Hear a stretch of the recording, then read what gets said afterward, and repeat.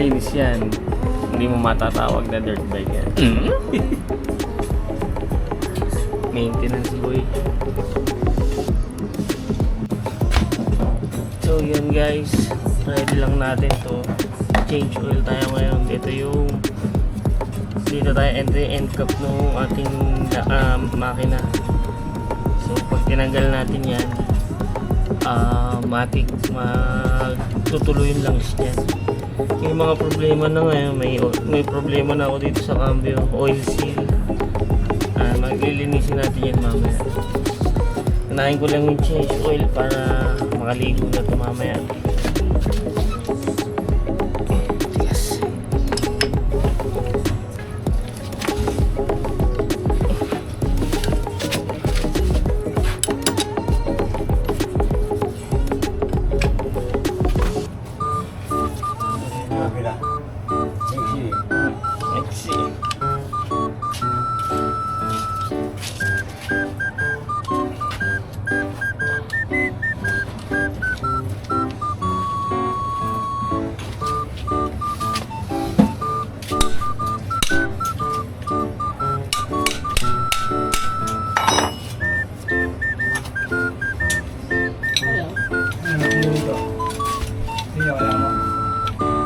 Hindi, okay lang.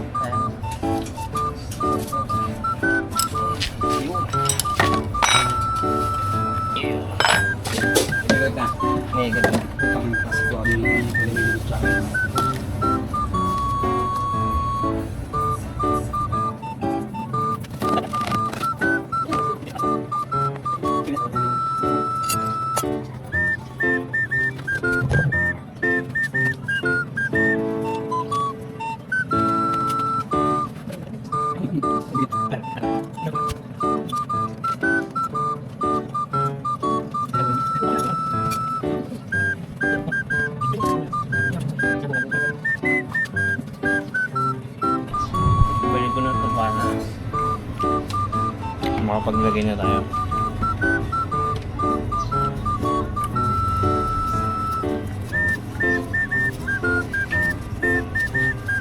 Dito sa saktong higpit lang.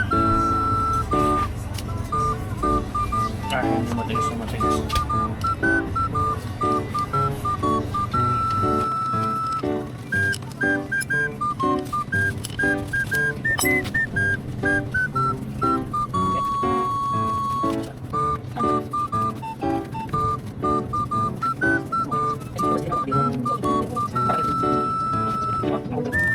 Then guys, double check lang natin. Okay na, saktong higpit lang to. Mamaya sa kabila. Sa kabila yung ating pag-repilan. Doon natin lalagay ito. Yamalug. Mahal nga nito, 350. Sa kalawaan to yan, plus lang ata.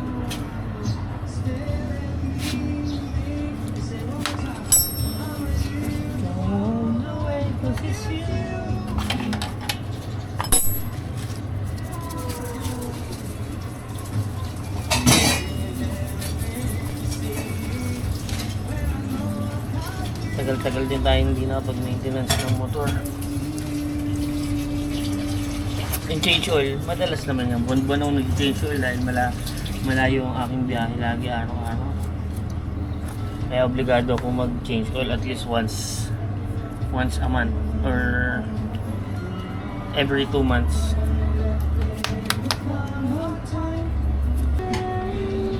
Ang dirt bike, hindi mo matatawag na dirt bike kapag hindi madumi. Kaya nga dirt bike laging madumi.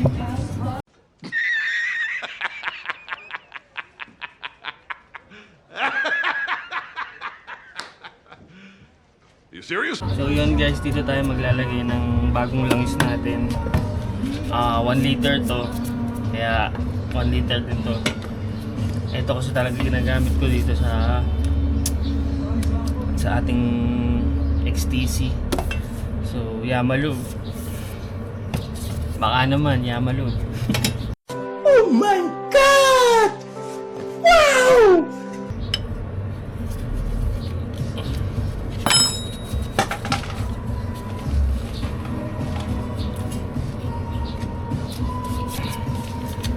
Usually hindi na natin kailangan ng embudo, pero mas maganda may embudo.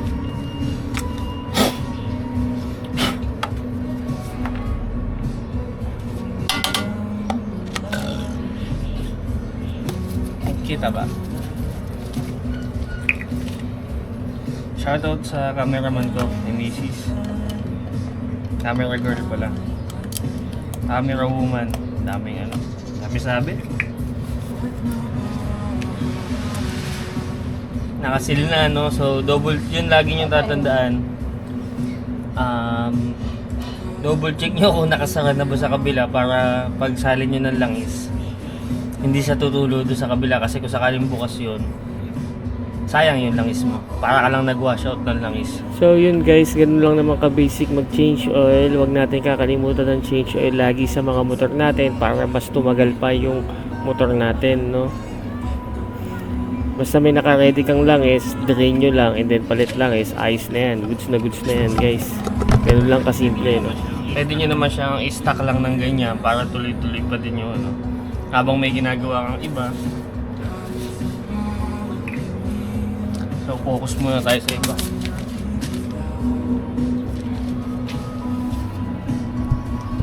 Balikan natin yan mamaya guys. So dito, kung mapapansin nyo, pagka bumabiyahe tayo, zero yung ating odometer.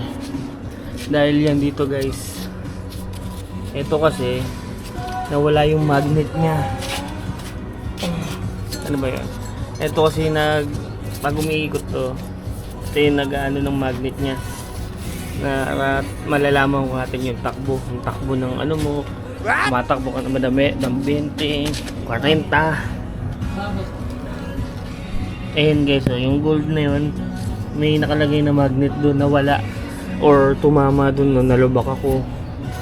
Kaya kada tumatakbo tayo sa mga video natin, makikita natin zero yung ano, dahil nawala na yung magnet na nagtatransmit doon sa odometer natin. Kaya ayun ang ayusin ko ngayon. Madami akong ayusin sa motor natin. And magpapaligo muna tayo. Lalagyan natin ng langis yung chain. Titignan ko kung mache-check ko yung preno dahil nag-uulan ngayon, medyo tumitigas na naman yung preno ko. Drum brake pala yung gamit natin dito guys. 125 lang kasi siya.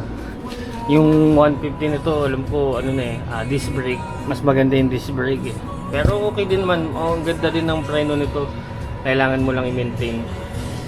So yun, balik na tayo dito. Okay na siguro to, no? Sobra na ako kakatipid. Sapat na to.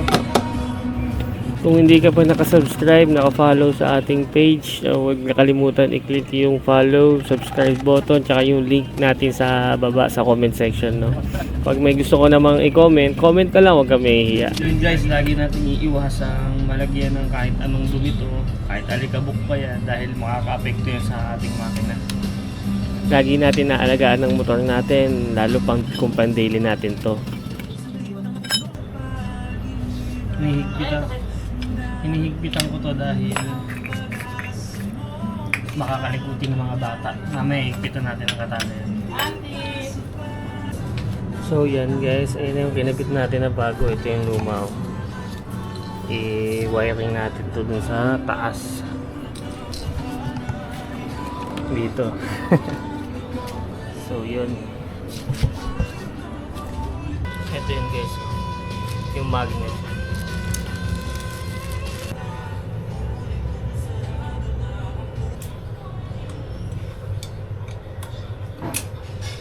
Ayan guys, yung pinagkakabitan yung pina eh. Ayusin natin.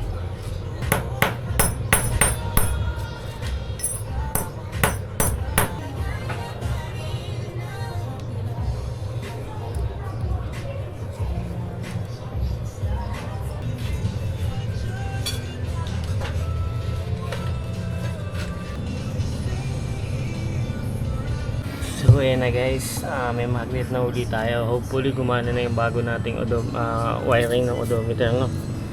No, speedometer pala, sorry. So Paligo na muna tayo ng motor. Palagaan naman natin to, baka magtampot yung si XT, si White. So let's go. So ikakabit ko na to guys. Ito charging port siya na may nasa voltmeter. Ayan. Ito tatanggalin na rin ko yan. So yun, kinakabit na nga natin yung ating voltmeter plus charging port. At tinatanggal na rin natin yung luma nating voltmeter. Kailangan lang naman dito may basic knowledge ka siguro sa positive negative, like more on electronics, ganun. Basta may knowledge ka or alam mo yung kung saan mo ikakabit yung mga wirings, kaya mo naman gawin to. Siguro mag-upload na lang ako ng ibang video na lang natin gawin yun, no? Para mabigyan ko kayo ng idea kung gusto nyo matuto. Comment lang kayo guys sa video natin kung gusto nyo gumawa ako ng video para doon, yung polarity, positive, negative, yan, may mga ganyan instances dyan ka ating wiring sa motorcycle. Unlike sa electrical lang sa bahay, wala siyang positive, negative, yung dalawang wiring na yun, pag nagdikit yun, sunog, sabog. Ito, almost the same lang din naman. Yun nga lang, yung dalawang wire na yun, pwede mo pagkabitan or pwede mong pag-i-connect sa iba. Parang ang hirap kaya medyo complicated pag wala tayong diagram eh. So, yun nga, habang ini-install ko to, check ko din, testing ko din yung ating ibang wirings kung okay naman. So medyo magulo yung mga wirings, pero kabisado ko naman kasi, kaya walang problema sa akin, parang binisik ko lang. Yabang yun. Yung negative kasi mostly kabit mo lang yan sa mga metal part. Basta nakakabit yung positive, tapos dikit mo lang sa metal parts, automatic gagana na.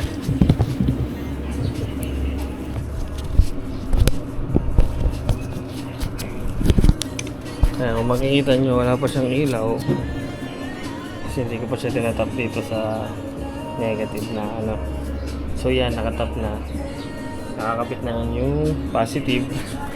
Ito na guys, may ilaw na dito, diba? 12.6 yung voltmeter natin, so pwede na rin mag-charge dito malamang.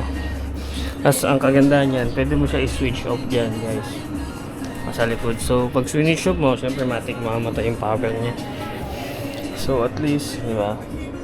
And ayan yung pinaka basic, I think, ng pag-i-install ng mga positive, negative dito sa mga DC connections natin dito sa motor, no? Bit na to. Yan, may ipipix natin yan. Ayan guys, so, di ba? Itap ko lang siya dito. Pwede ko siya itap dito sa mga tornilyo dyan. Depende na, bahala na.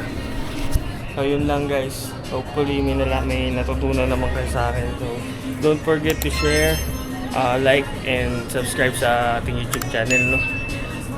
See you in the next video. Peace out.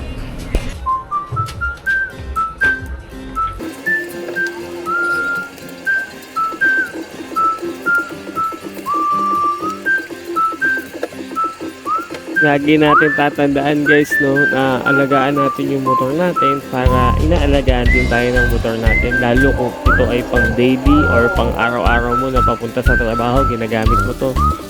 Huwag mo kakalimutan mag-change oil, maintenance, lahat ng importante sa motor natin. Always check, dahil based on my experience, madami akong hindi na i-check sa sobrang busy, sobrang laging OT,